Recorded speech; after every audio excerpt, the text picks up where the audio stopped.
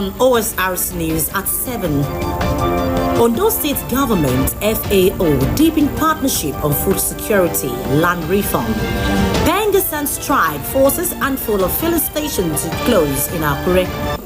President Tinubu orders probe into TV anchor's death. And from the foreign scene, Madagascar police attack protesters as president dissolves government.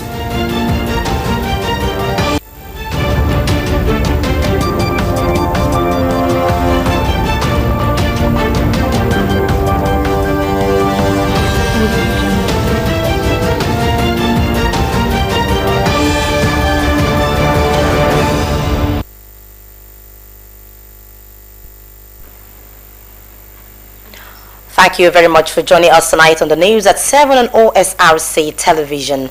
My name is Oyewumi Ayinigbara.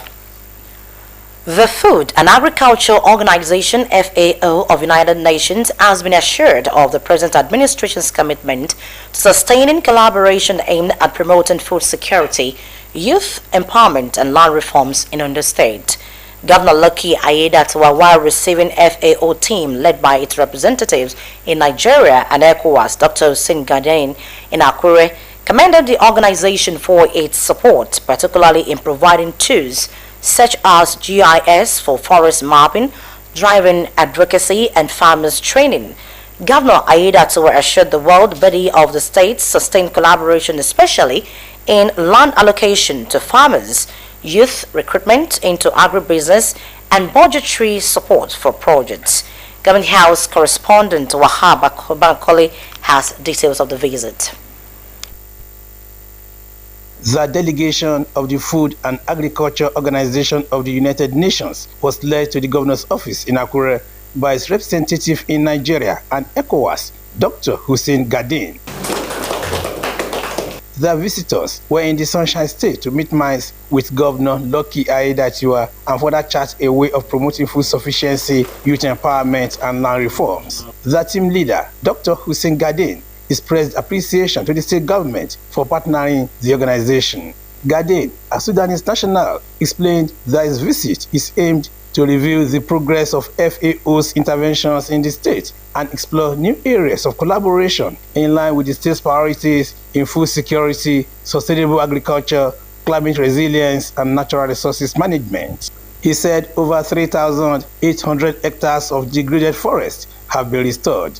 These interventions will not only help Ondo State align with the European Union deforestation regulation, which is a requirement, many of the countries are signed to it, but will also enhance food security, create jobs, expand non-oil export revenue, and deliver multiple ecosystem services for the people of Ondo State. The project supports the establishment of multi-stakeholder platform for collaboration in agriculture, forestry, and land use. Governor Lucky Aiyedatiwa, who emphasized the importance of setting up land allocation committees at local government levels to resolve issues of encroachment and land scarcity, welcomed new funding opportunities for the state. Aiyedatiwa, while noting that FAO's intervention programs will open new avenues for development in the agri sector, assured of his administration's determination to sustain collaboration aimed at promoting food security, youth empowerment, and land reforms. I'm so happy that we are progressing well, and I can assure you that Ondo will collaborate with the organization in every area that will be of great benefit to our people, and also that will make the organization also happy that they are doing the right thing, they are collaborating with the right people in terms of state. Land is a very, very scarce factor of production.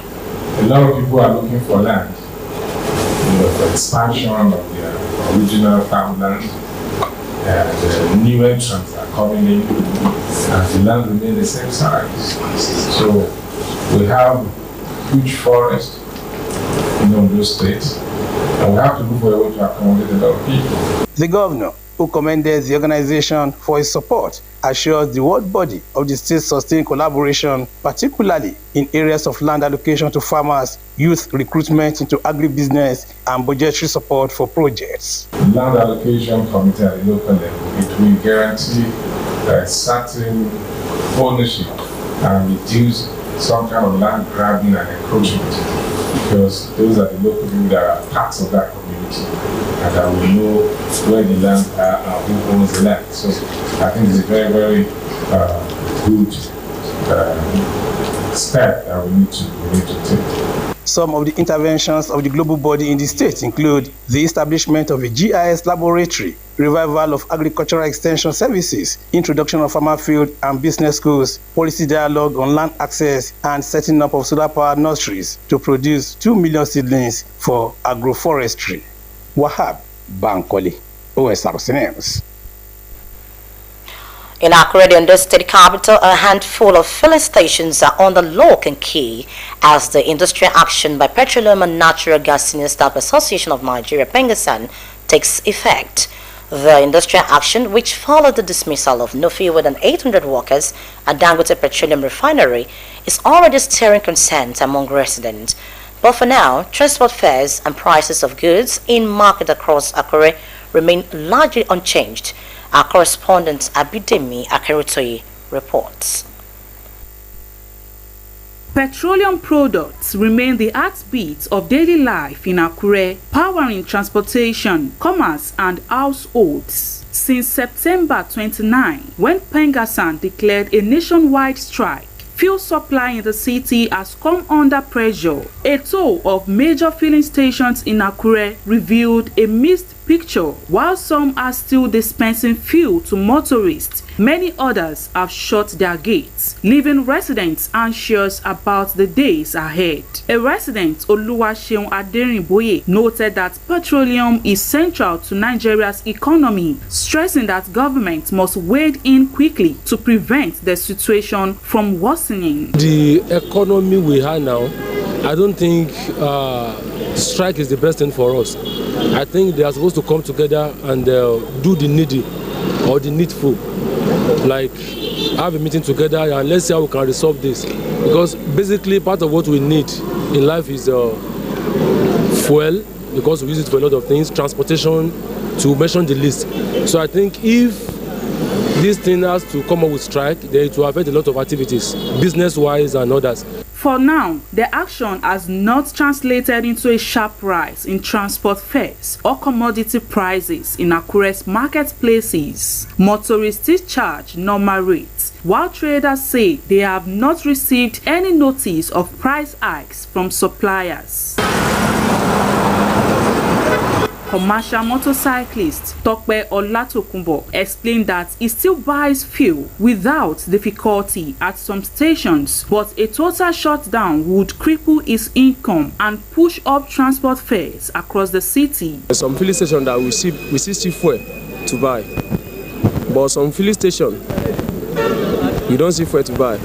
So because but if some filling station that still selling fuel for us now, if they close their own filling station, it can affect everything. It can affect our business. At Ojaoba and Isikon markets, traders confirmed that the cost of essential goods remains stable, though many express fear that if the strike lingers, transportations of goods into the city would be disrupted, leading to higher prices. A foodstuff seller remarked that stability in the market may not last long if filling stations continues to close, as goods will eventually become more expensive to transport.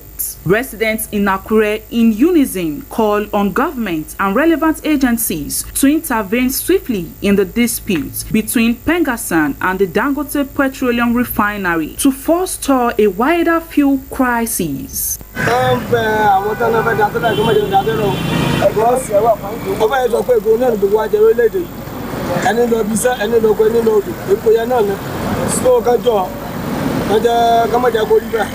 As Nigerians watch developments in Nigeria's oil and gas sector, residents say the strike serves as a reminder of how vulnerable daily life is to disruptions in petroleum supply. For now, the city remains calm, but the fear is that prolonged closure of filling stations could upset both transportation and market stability in the days ahead.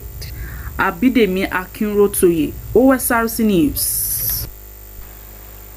Lecturers at the Adekunle Ajayi University Akungba Akoko AAUA have threatened to disrupt the resumption of academic activities and the upcoming convocation due to months of unpaid salaries. The Academic Staff Union of Universities ASU initiated a strike last month over the non-payment of salaries and arrears. Chairman of AAUA ASU, Dr. Boluwaji Oshudi, who expressed frustration, said members have been patient for too long but are now pushed to the limit. Oshudi warned that if outstanding payments are not made, disruption will continue. In response, Ondo State's Commissioner for Education, Science and Technology, Professor Igbekele Ajibefon, denied claims that the government has abandoned the university. He stated that the state government is actively negotiating with the striking lecturers and assured that solutions are forthcoming. Ajibefon affirmed that Ayedatiwa administration has been consistent in releasing monthly funds to all state-owned tertiary institutions, including AAUA. President Bola Tinubu is slated to inaugurate the newly renovated National Art Theatre, Iganwu, Lagos, renamed the Wale Soyinka Center for Culture and the Creative Arts tomorrow. In a ceremony marking Nigeria's 65th independence anniversary, the facelift, executed and financed by Central Bank of Nigeria (CBN) and Bankers Committee, represent one of the boldest private sector-led interventions in Nigeria's cultural infrastructure. The Federal Ministry of Arts, Culture and Creative Economy provided policy oversight and stewardship, ensuring the facility's rebirth as a national asset and launchpad for country's creative industries. Originally conceived under General Yakubu Gowon and completed in 1976 during General Olusegun Obasanjo's regime, the National Theatre rose to global prominence when it hosted the African Festival of Arts and Culture. And as Nigeria celebrates its 65th independence anniversary, Ondo State Chapter of All Progressives Congress (APC) has expressed conviction that Nigeria is on the right path to physical and economic rebirth, urging Nigerians to remain hopeful. In a statement, the chapter rejoiced with the state government, party leaders, adherents, and stakeholders, asking them to be positive about a better and brighter Nigeria. Chairman of the chapter, Adi Aditimehin, said the Nigerian economy is rebounding under the renewed hope agenda of the APC-led federal government, while the East agenda is committed to rewriting the stories of infrastructure development, education, and food security in the Sunshine State. The party commended the state government for the Light Up's Akure initiative and the sincere efforts to upgrade the capital city. Ondo APC urges members to remain supportive of the state government initiatives that are aimed at making the state a better structured and enviable seat of government.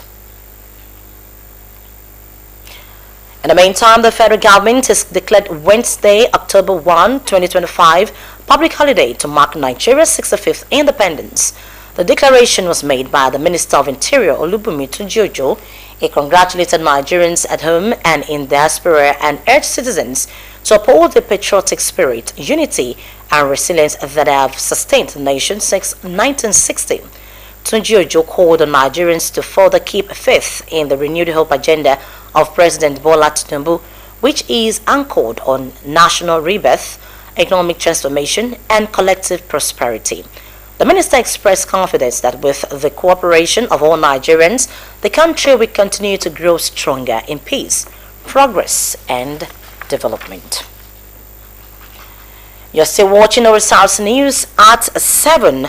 President Tinubu orders probe into TV anchor's death. We'll bring you more of this and more other stories. Please do rejoin us.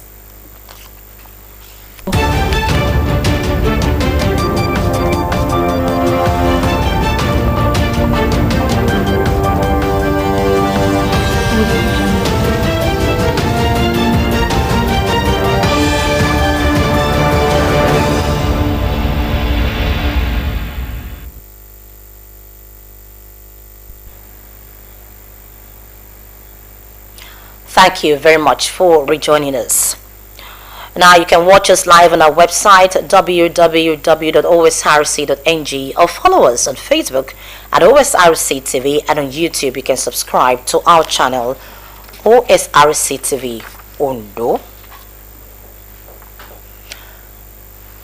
Director of Media and Publicity for the Ondo State People's Democratic Party (PDP), Leye Igbabo, has resigned from his position, citing a hostile work environment and the party secretariat. In his resignation letter to the state's chairman of PDP Ondo State, Igbabo expressed disappointment over the alleged lack of sincerity, widespread deceit, gross indiscipline, and compromises within the secretariat, which is said hindered his ability to perform effectively. He stated that the toxic atmosphere made it impossible to maintain professionalism and that he did not want to be unfairly labeled as incompetent. Meanwhile, the People's Democratic Party (PDP) in Ondo State has dismissed reports of a crisis following the resignation of its Director of Media and Publicity, Leye Igbabo, describing the development as part of a strategic reorganization aimed at strengthening the party. In a statement, the PDP State Secretary Olujimi said the claim of crisis is misleading and does not reflect the party's true position.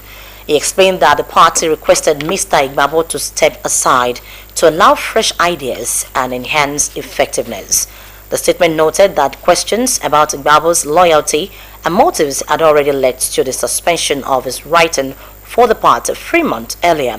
While the party offered him the option of an honorable resignation, his subsequent press release was described as misleading and designed to provoke controversy.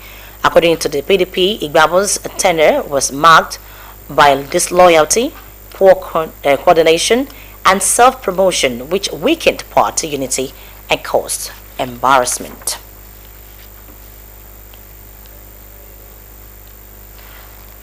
The Nigerian Labour Congress (NLC) has ordered full-scale mobilization of its affiliate unions for a nationwide strike against what it described as the Dangote Group's deliberate anti-worker crusade and disregard for Nigeria's labor laws.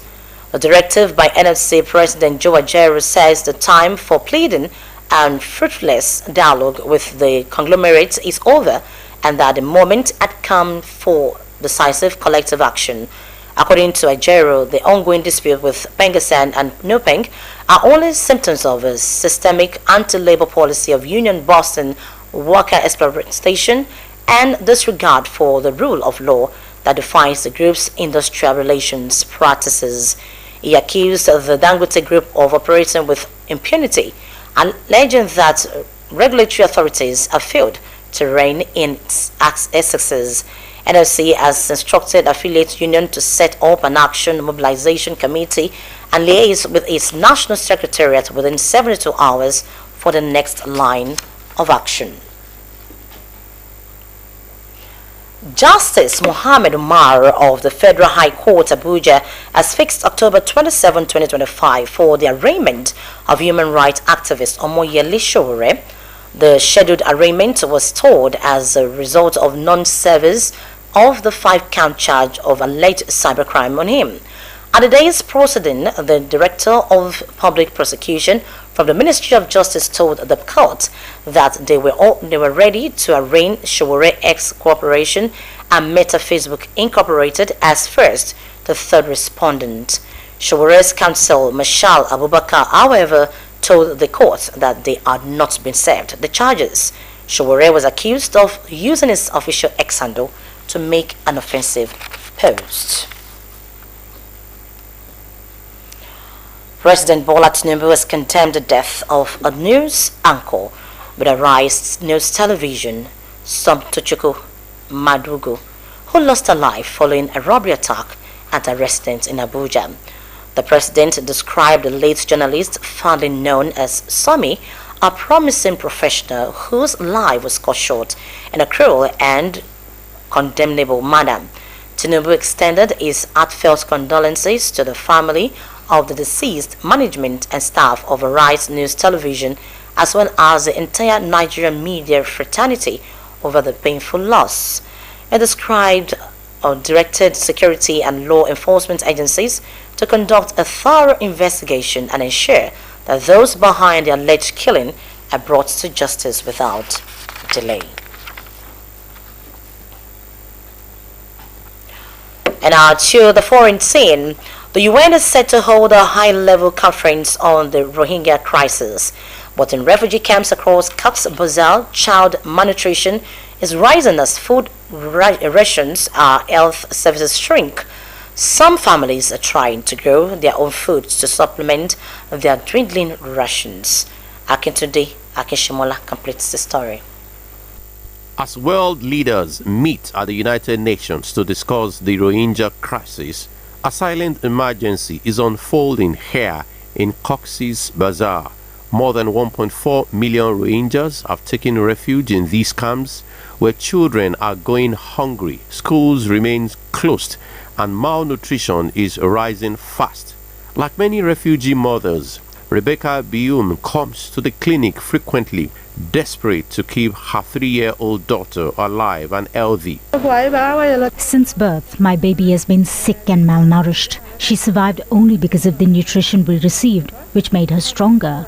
But when rations were cut, it became hard for all of us. Around 300,000 children now face losing access to education as a learning center in Rohingya camps close because of funding cuts. The United Nations Children Fund reports a 27% jump in children needing emergency treatment for life-threatening malnutrition in February 2025 as demands for life-saving care outpaces shrinking aid. Continuous funding cut will hamper not only the nutrition sector but also the other sectors like health access, access to water and sanitation, and also essential nutrition services. Despite these desperate conditions, some hope is taking root. Once barren hills now blooming with trees, gardens, poultries, and even fish ponds with support from aid agencies, so Rohingya families are growing fresh food, regaining dignity and a sense of control, and supplementing their shrinking rations. Whatever we grow here, we eat ourselves. Last year, World Vision gave me seeds, fertilizer and bamboo. Since then, I've been growing everything on my own. Days before the United Nations conference to discuss their plight, Rohingya leaders held a peaceful gathering in the camp. The conference is about Rohingyas, but we can't take part in it. What decisions will be made for us there without our voice? For many Rohingyas, hope is all that remains. With age shrinking, daily life is a struggle, and with no proper representation, the challenges are immense. Yet, small sparks of resilience and the dream of returning home keep them going. Akintunde Akishimola for Osrc News. Police in Madagascar have fired tear gas as hundreds of young protesters returned to the streets of the capital, despite the president agreeing to dissolve his government. The so-called Gen Z protests have seen thousands demonstrate in cities across Madagascar, demanding an end to repeated water and power cuts. President Andry Rajoelina sacked his government on Monday, but some protesters responded to calls on social media for a fresh rally. The United Nations previously said security forces had used unnecessary force to quell the unrest, stressing that at least 22 people were killed and 100 others injured. Madagascar Foreign Ministry rejected the UN's figures, alleging that the data is based on rumors or misinformation. And with that story, we conclude the news tonight, but before we go, another look at the top stories. We told you that the Ondo State government has entered into collaboration with FAO on food security and as well as land reforms. Ongoing strike by members of Petroleum and Natural Gas Senior Staff Association, Pengasan, has prompted many filling stations to close markets in Akure, the Ondo State capital. President Tinubu has ordered investigation into the death of a Rice television anchor TV, Samtochukwu Madogo. And from the foreign scene, Madagascar police have clashed with protesters despite the president's promise to dissolve government. And that's the news. Thank you very much for your time. Good evening.